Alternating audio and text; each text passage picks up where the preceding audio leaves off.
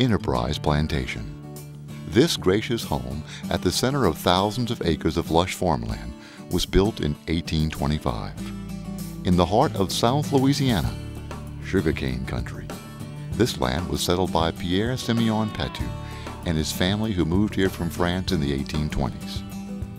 The mill, plantation, and sugar fields are still owned by descendants of Simeon Patou.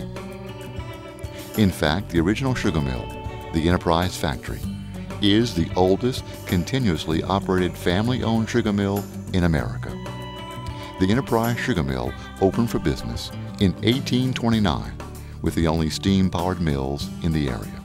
Through prudent planning and ongoing investment in the latest technology, the Enterprise Factory is producing more sugar than ever. But long before sugarcane can go to the mill, it takes a full year from when the cane is planted in late summer until it's ready to be harvested the next fall. Farmers plant by hand and also mechanically. And all year the cane farmer prepares the soil, fertilizes the crop, and maintains drainage. It takes months of hard work before the harvest can begin.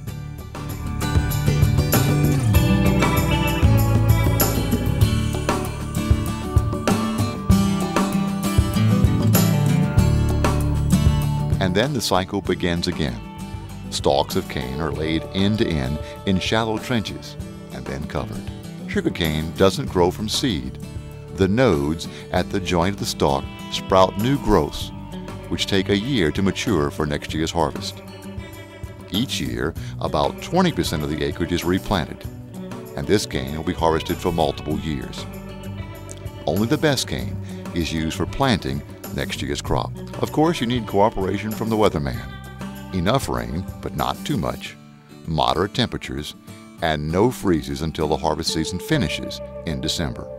During the peak of the growing season, sugarcane can actually grow as fast as an inch a day. The sugarcane harvest begins in late September or early October, and farmers harvest the cane in two different methods.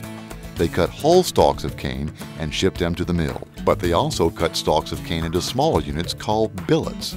Enterprise makes sugar from both stalks and billets. The cane is shipped to the mill in tractor-pulled carts, by rail, and by trucks filled to the brim. And once the grinding season begins, this huge mill needs to have cane unloaded 24 hours a day, 7 days a week. The mill's daily intake is enormous. After all, it produces 400 million pounds of raw sugar each year.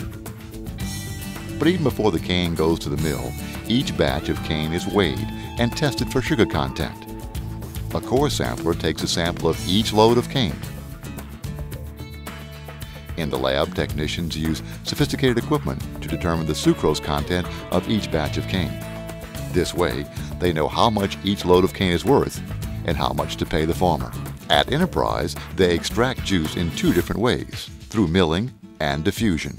The original factory is where stalks and billets of cane pass through huge mills to extract the sugar juice. But Enterprise is the only mill in North America that uses the new cane diffuser process, a multi-million-dollar investment. With the diffuser process, only billeted cane is used. After the billets are analyzed for sugar content, washed and shredded, it's time to start the juice extraction process. The process is very similar to percolated coffee. Instead of mills, the diffuser uses a percolation process with hot water to extract the juice from the billets of cane. In the traditional grinding process, the cane stalks are washed, shredded, before it's sent through a series of mills where water is added to the mixture. There are 6 sets of massive mills that make up what is called the mill tandem. By the time the cane is passed through the last series of rollers, about 92% of the juice has been extracted. The remaining fiber, the industry term is bagasse, is sent to be used as fuel for the mill's massive boilers. Once the juice has been extracted by the mills or the diffuser, it's sent to the juice heaters, lime, and then sent to the clarifiers, where the solids are separated from the clear juice. The solids are then sent to the vacuum filters, which remove the debris called filter press mud. Clear juice is sent from the clarifiers to the multiple effect evaporators, where syrup is made. The The syrup is then sent to the vacuum pans. Here, the clear brown syrup is boiled under pressure to begin the crystallization process. It's now a thick liquid called Masquite, the mother liquid, which is sugar and molasses. While the last of the water evaporates from Masquite, seed grain is added to the crystallization process. Computers and automation have advanced the science of sugar manufacturing, but there's still a lot of art in the process. It takes a well-trained pan operator with decades of experience to determine just exactly when the right degree of crystallization has been reached and the entire batch is ready to be released to the centrifuge. Next, the thick crystal liquid is poured into the centrifuge, which separates the raw sugar from the molasses. While the process of extracting raw sugar from sugarcane is still labor-intensive, Enterprise continually enhances the recovery process through investments in the latest computer technology and high-tech equipment. This automation saves money, it's more efficient, and provides a major benefit. Now technicians can make adjustments over the entire factory anytime they need to. In the old days, they'd have to make one change at a time, one machine at a time. And in the entire process, from planting through harvesting and manufacturing, not much goes to waste. The fiber from the crushed stalks, the bagasse, is burned in huge furnaces, which produces steam to run the army of steam turbines that extracts the sugar. Water from the condensers is cooled and recirculated. The vapor from each evaporator are used to heat the next evaporator in line. Even the mud that's cleaned off the cane stalks is used as landfill to create additional acreage. In all, about 25% of the energy that's used in the factory is dedicated to reducing pollution, as seen in these massive scrubbers. And of course, the very best of this year's sugarcane harvest is used to plant next year's crop.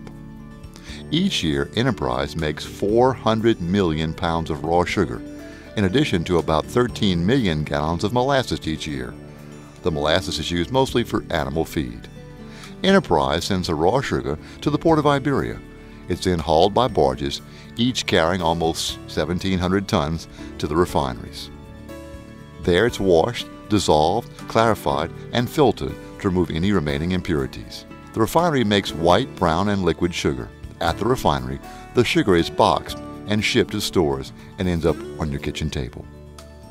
The owner of the Enterprise factory is M.A. Patou & Sons Limited, a company still owned and operated by descendants of Pierre Simeon Patou. The company also owns Raceland Raw Sugar Corporation and has a controlling interest in Sterling Sugar Incorporated. These three mills have a combined production capacity of more than 800 million pounds of sugar each year. M.A. Patou & Son is currently celebrating its 180th birthday, and M.A. Patou is the 29th oldest continuously run family-owned business in America. About 30% of family-owned companies last through the second generation, and only about 10% survive the third. M.A. Patou is now being run by seventh-generation family members. The family-run company has not only survived, but grown to the point where it now produces 40% of all the sugar in Louisiana. M.A. Patou has survived because it is fiscally conservative. Yet it's willing to invest millions of dollars in new technology and cutting-edge equipment, such as the massive cane diffuser, which is the only one in North America. Additionally, the company has always had a strong sense of obligation to its employees. Many families have worked for or with the company for generations. The same obligation extends to sugarcane farmers. M.A. Patou has partnered for generations with some of these hard-working families through both good times and bad. Thank you for watching this story of the Enterprise Factory and its parent company, M.A. Patou & Son Limited. We are proud of our heritage and committed to continue its successes.